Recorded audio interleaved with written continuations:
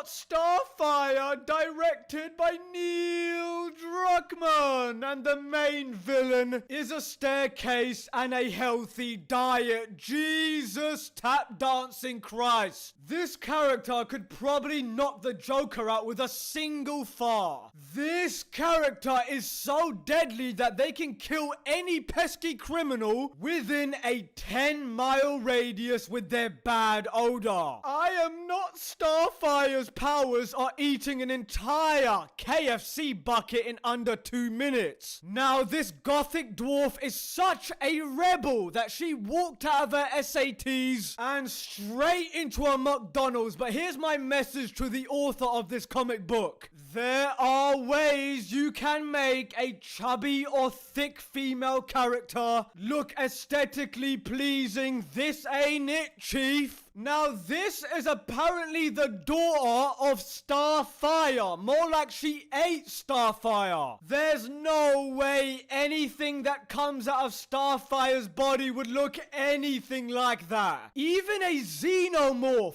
breaking out of her chest cavity would be more appealing and well adjusted. The title of the comic book is I Am Not Starfire. Yeah, we know. You are a reject penguin clone named Dumpster Fire. I Am Not Starfire sounds like an SJW rallying cry. Every blue-haired land whale in the world looks at Starfire, then looks at themselves in the mirror, and then angrily shouts, I am not Starfire. I don't know how garbage like this keeps making it into production. It's like they're trying to tank their own company. They must be close to being bankrupt by now. I'm being completely serious. I'm not even joking. I can't come up with any other explanation for this utter nonsense. This cover is a good example of the decay and degradation of the comic book industry. I remember when I was a wee lad, comic books were filled with heroes. Now we got woke goth tards. I mean, aren't we just so excited? I didn't think it was humanely possible to quote out woke Marvel's Snowflake and Safe Place comic. Clearly I was wrong. Tell me, what is worse than being a woke character? It's a woke self-insert character.